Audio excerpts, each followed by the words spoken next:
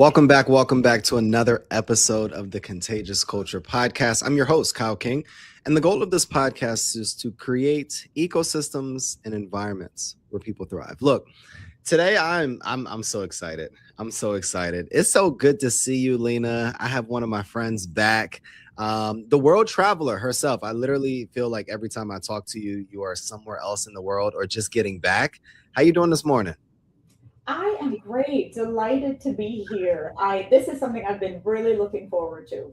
Oh, likewise, likewise. So before we get into the many questions and conversation that I know is going to be amazing today, if people are just now meeting you, how would you describe who you are? Oh, I'm so many things. I would say I'm an activist. I'm a believer in building a better world. I do that through women's rights, but I could do that through a million different things. I feel like we've inherited a lot of injustice, and it is on us to remedy it, to make it right. Mm. You use the word activist, which is such a powerful word. When I think of activists, I think of many people in history that have paved the ways, that have been bridge builders, that have been disruptors, that have orchestrated movements. And I truly believe, knowing you, you are that person. But how would you define what an activist is, and why is that so important? For me, it's actually very simple. I think you're right. The term is daunting, is loaded. People think it's complicated. People assume it's something very extreme or radical. But the first three letters of activist are act. Mm. You just have to look around and care and decide that you're going to do something about it. And the most powerful activism is the tiny stuff. You don't have to go far to do good. You don't have to go big to do good. You just have to look around and see something that's missing or broken or wrong and decide that you're going to do your tiny part to make it better. That's it. We were having a conversation about maybe like a month ago now, and you said those exact words about it's about doing the tiny stuff well. It's about doing good in your community, in your city, even within your family. And it challenged me to really unpack and just go back and really reflect on, oftentimes in this social impact space, we're wanting the $1 million gift, and we're wanting to build buildings and all of these different things. And even myself, we're wanting to put on these massive conferences and have these massive movements. And you reminded me about, it's as simple as helping a single mother take care of her childcare, or getting a bicycle for a group of people to be able to get them to work, or getting access of Wi-Fi or technology in a destitute community. And it's really transformed my thinking in the power of impacting people, and how it really does start with the tiny stuff. So can you just expound on what that means, what that looks like, and for the leader that's listening in, that's so focused on these macro transformations, talk to them about how starting with the tiny stuff can be transformative as well. Well, let's look at it from the other perspective. Like, let's say it's the environment that you care about. I mean, are you going to wake up and just strap yourself to the front of a truck or jump on a ship that's a green ship down for Antarctica? You're probably not. You're probably just going to take your can of soda out of the trash and put it in the recycling bin.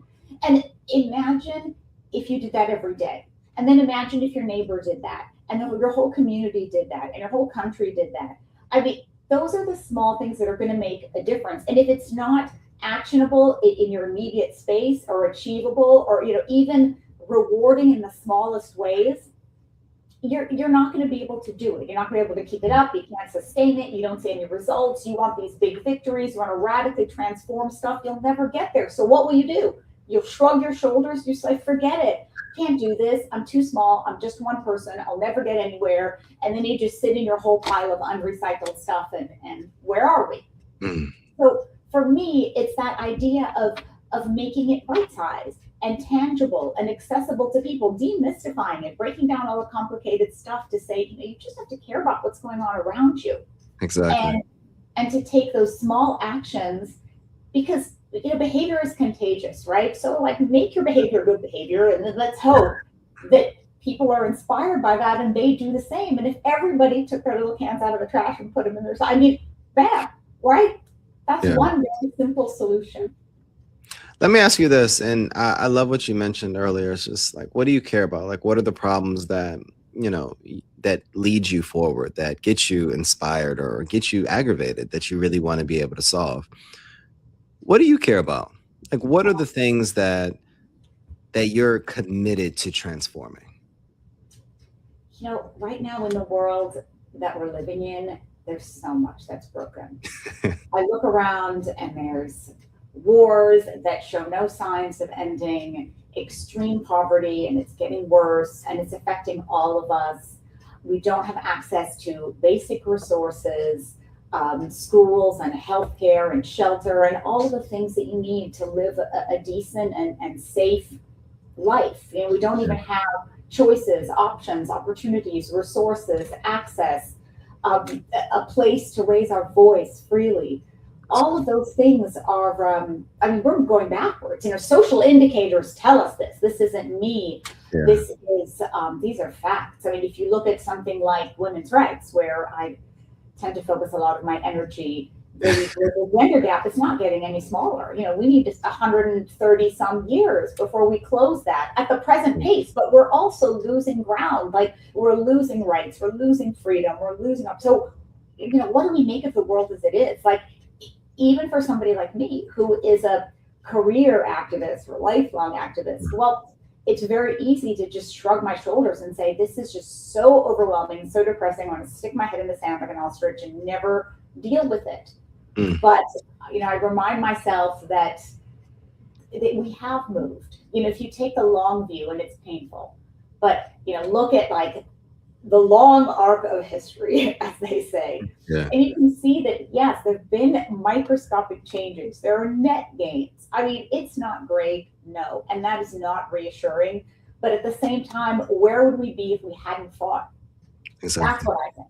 Like, if we didn't stand up for justice, for gender justice, for racial justice, for what, name your issue, right? There's a million out there. If we didn't stand up for those things, we'd be worse off. So the fact that we all decided to do something, I think it tells us that we're willing to fight for our lives. This is a fight for our lives, right? Yeah. So those are the things I care about. Seeing people actually be inspired by doing something for something else, for the greater good. Because the greater good actually benefits. We all benefit from that. We fight for gender equality, our lives are better. We fight for the environment. We live in cleaner, healthier surroundings. We fight for better education or access to healthcare. All of us benefit from that. And the people who think that they don't are ones who are living in a bubble of privilege and have not yet been affected. They will, but maybe not yet. That's such a powerful point.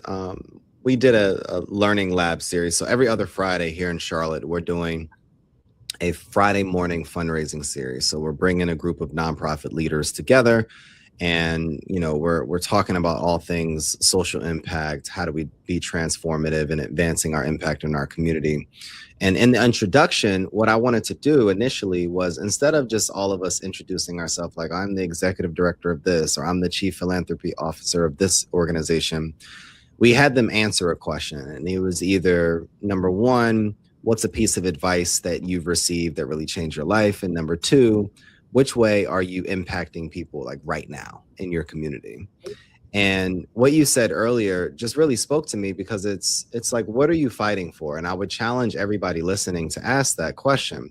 Like, what cause are you fighting for consistently? Because I do think, that we do sit in our privilege bubble. And it challenges even me to ask that same question internally. Like, what am I fighting for? Are you really just fighting for growing this organization so that you could be able to do X, Y, Z?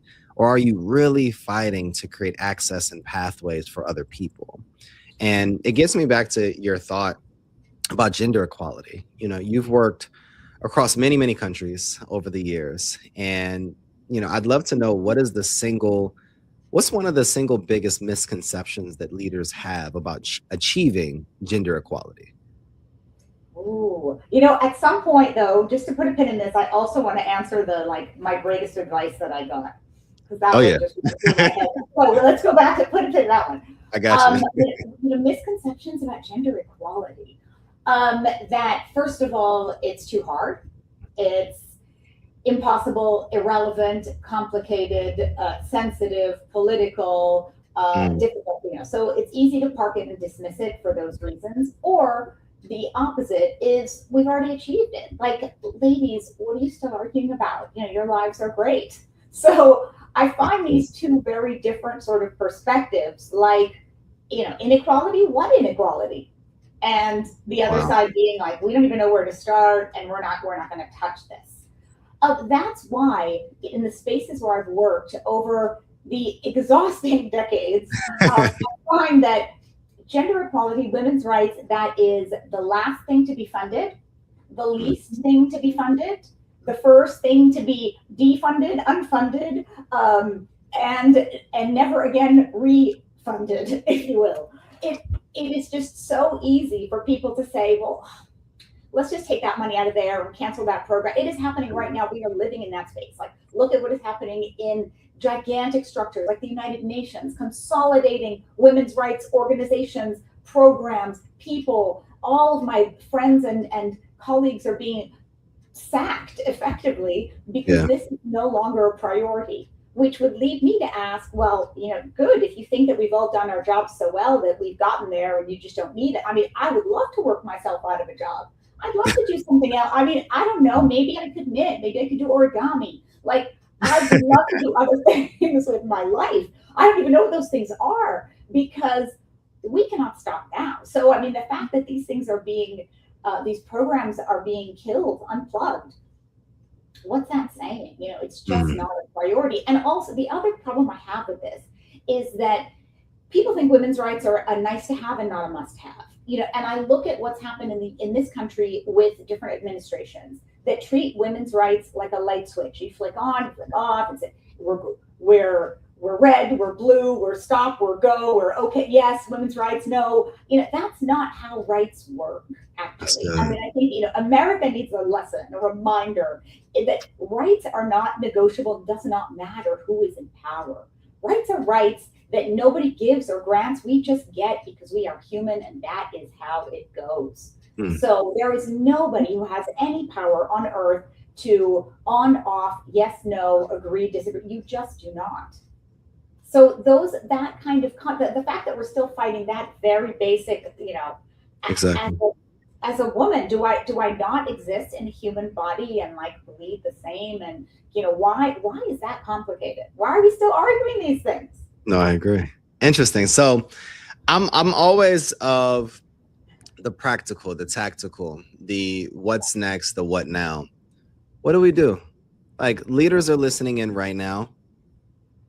What is our first step? Where do we begin? Where can we begin to unravel and do this work and not just commit to funding it or doing it and putting the light switch on for right now, but what can we do so that it's cemented in our cultures, in our DNA, and in how we live on a day-to-day basis? Okay. So if we're talking about leaders and people with resources, power, influence, decision making, etc., here's the thing: they've got to listen. Listen to women on the ground and what those women are saying. So first of all, ear to the ground, pay attention because then you will hear it.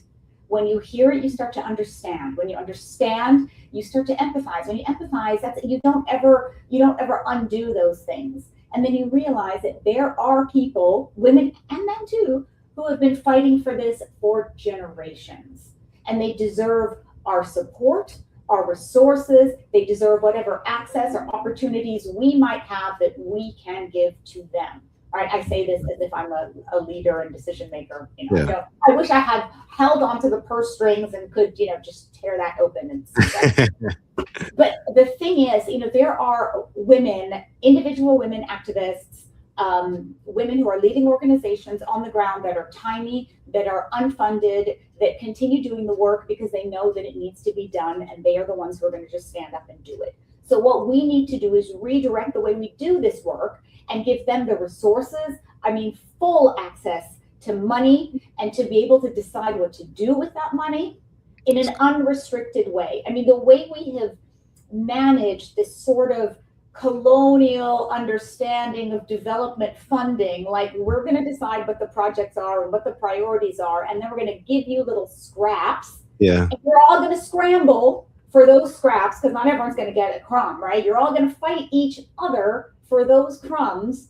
And it's going to be a 6-month thing or 12-month thing. And it's going to be, you can't use that money for anything else to grow your organization. You can't redirect it to the priorities that you see on the ground because this is your life.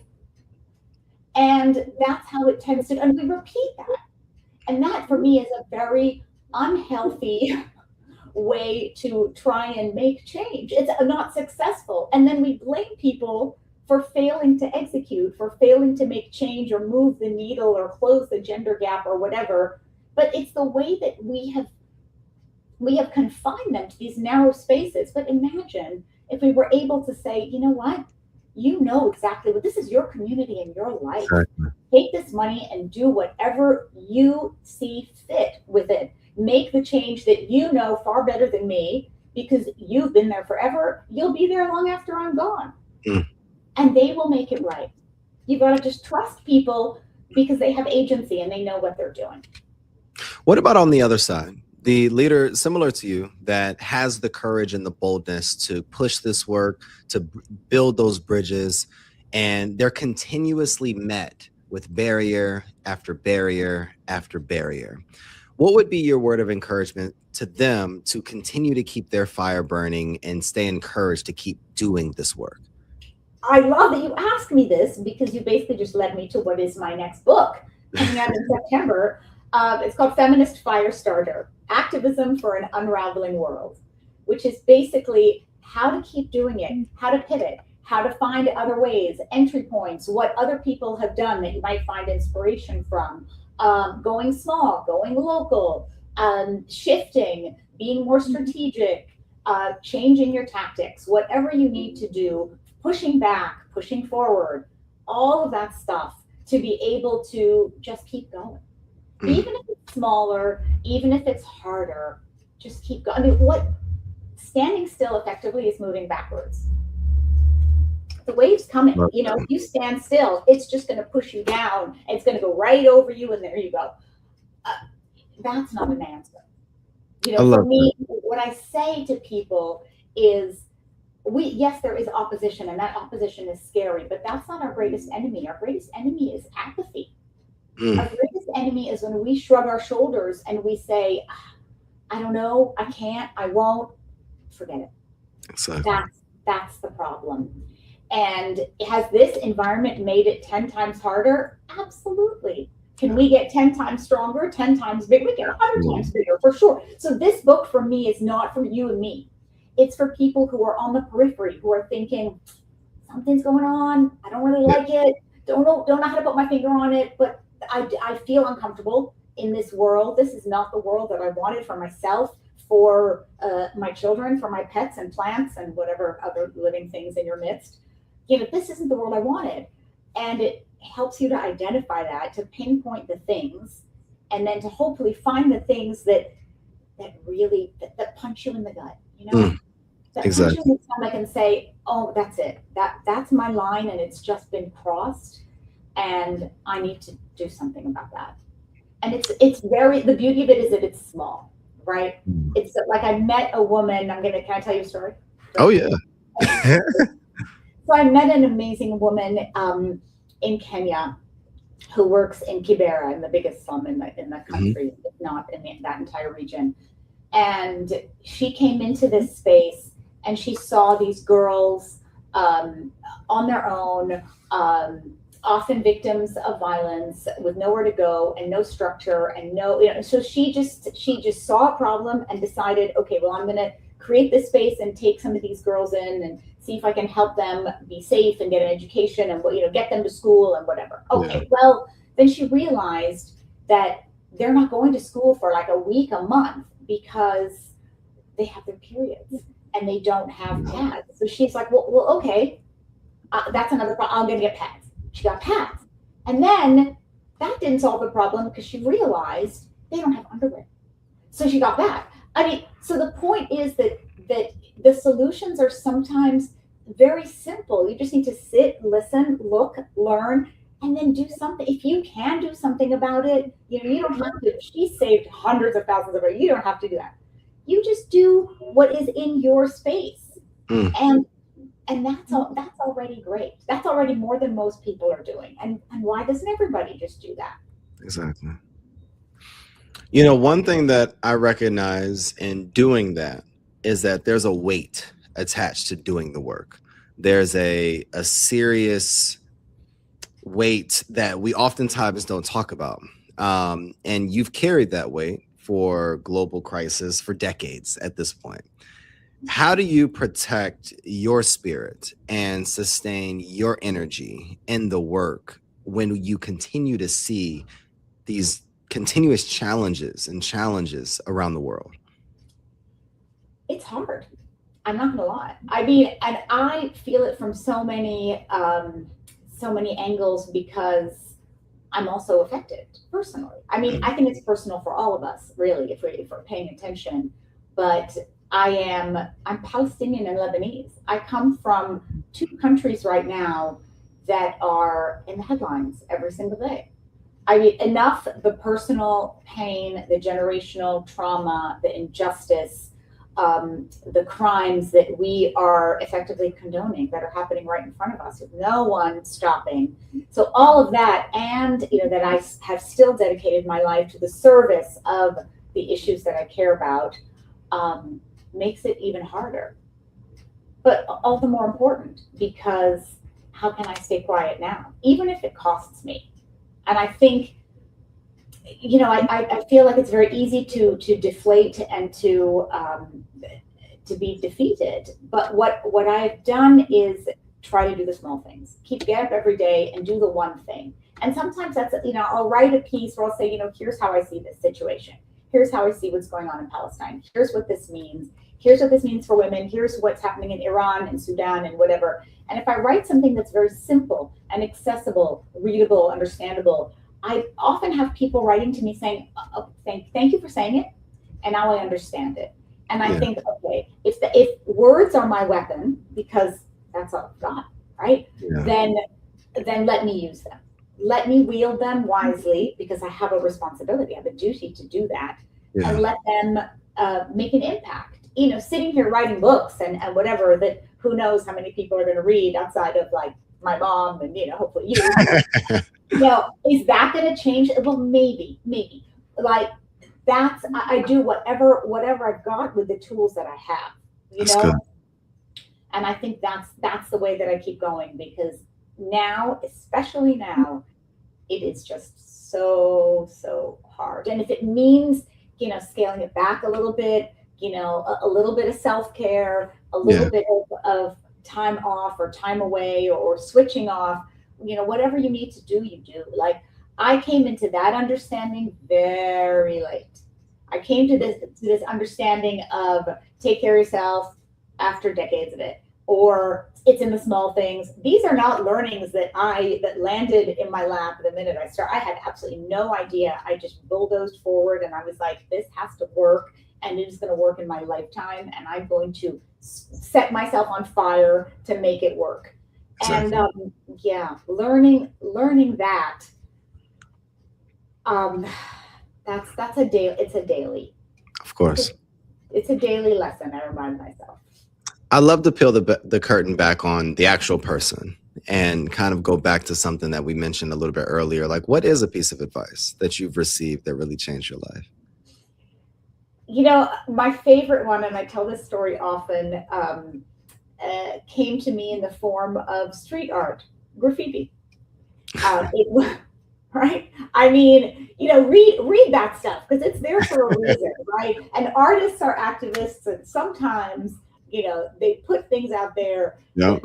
And that is like street art is fascinating to me because it is accessible art. It's the museum of our communities, and Mm-hmm.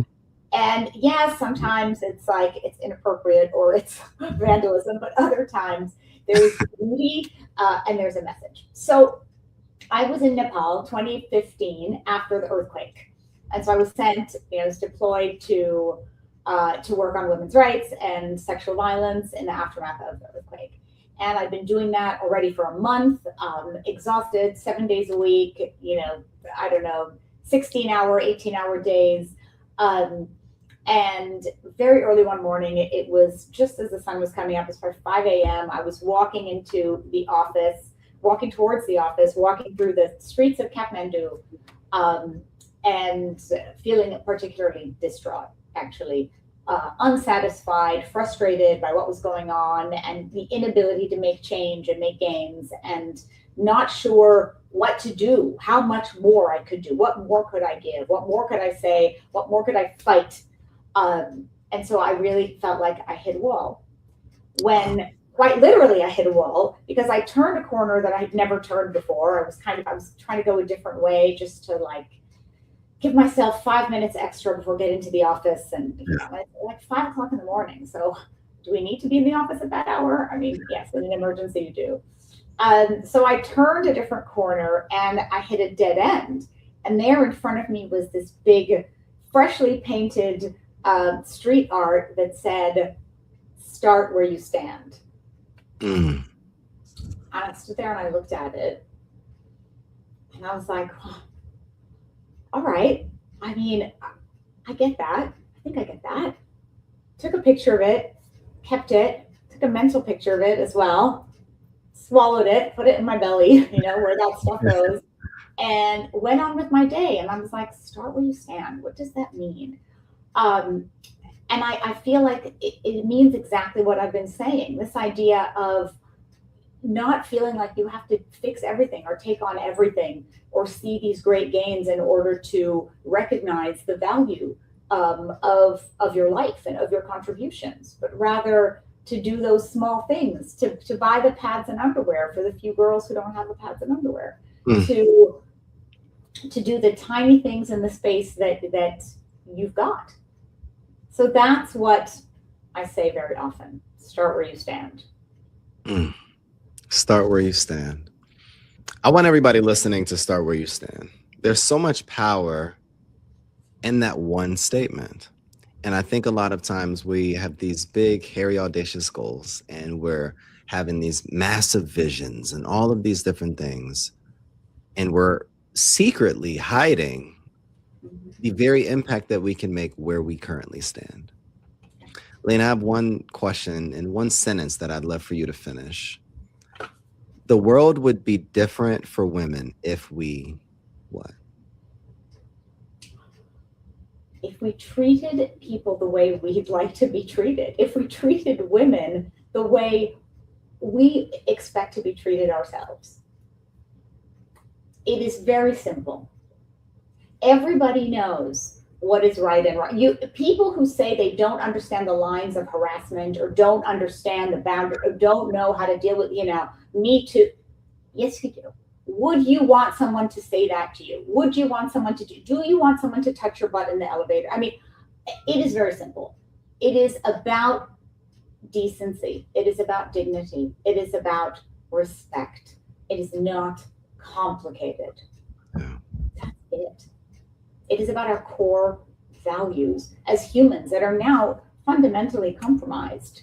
But if you think about it, you don't need a mom, a sister, a daughter, whatever, to come to this great realization about how women are supposed to be treated. You don't need those things. You just need to, it's empathy. You just need to understand, would I accept this if it was me? Would I accept that fear on the street or having to walk with my keys between my fingers ready to poke out somebody? Would I accept less pay? Would I accept that discrimination? Would I accept that I have to sell my body to gain a position? Would I accept those things?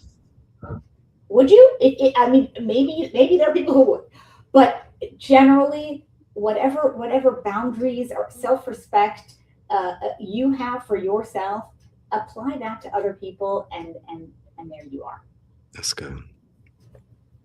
Lina, there's somebody listening in right now that is new to the podcast, is new to social impact, that has something inside of them, but there hasn't been a podcast or a mentor or an experience that they've had that really propelled them forward to wanting to go out there and start doing the work. Could you encourage that person? What would you say to that person that has so much inside of them, has a testimony, has a gift, but doesn't know where to begin? Oh, yeah, that's a great question too. I mean, first of all, we're living in overwhelming times. Other people might say it's always been like this. I disagree. I think we are in particularly overwhelming times, but all the more reason we need you. All the more reason to start. But make sure you know very clearly what is that one thing that you want to do. Who are you serving? What is the one injustice or inequality that pisses you off so much that you can't not do something? And start there with a very simple solution, right? Start with whatever you are able to do within your means in the moment. And if you're building that from a place of love and care for other people, it will grow. That's all you need to do.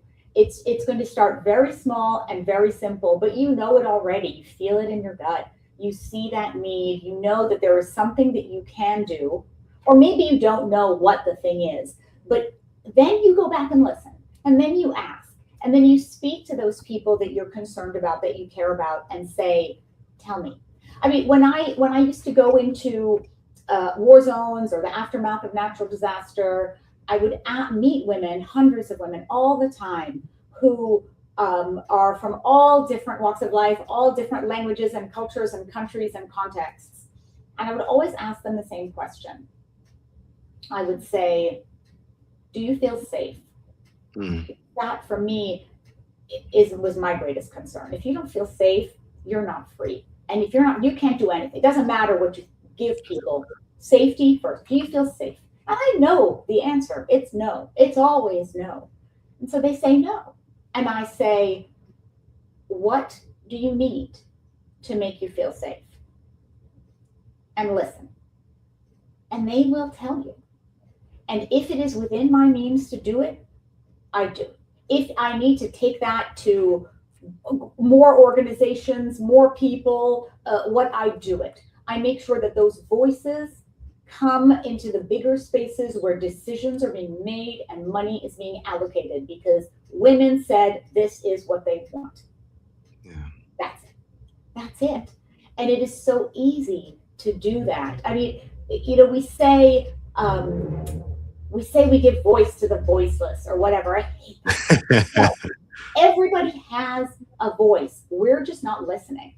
What they need is a microphone. And if you can do that for them, if you can be that bridge, if you can listen, if you can broadcast, if you can amplify, if you can take what they've said and take it to the places and spaces where you are and the power that you have, because you do have some, even if it's small, you have some, and make that matter, then already you've done a lot of things. I'm sold. I'm sold. I knew this would be such an amazing conversation. It's always so great to see you, talk to you. For people that don't know how to find you, like I know how to find you, can you tell them where to find you? How can we continue to support your initiatives as well online? Oh, I'm so excited. Okay, so my website and my company is called Better for Women. That's kind of an obvious one, and it's Better with the number 4 Women. So you can find me there. You can reach me, sign up, poke me. Please engage. If you have questions, if there's something you're thinking about, if you need guide, whatever. I mean, this is an evolving conversation, and we're all in this together. So absolutely, please connect with me. The book, Feminist Firestarter, is coming out in September, which you'll hear about, I'm sure, on my site. And I'm also working on a memoir, because I want to bring myself and my life into the story and my interactions with these women that I had the pleasure to meet and the privilege to serve and to work with and to learn from. So that's going to come out maybe at the end of the year, maybe early next year. Working on it, but yeah, telling our own stories.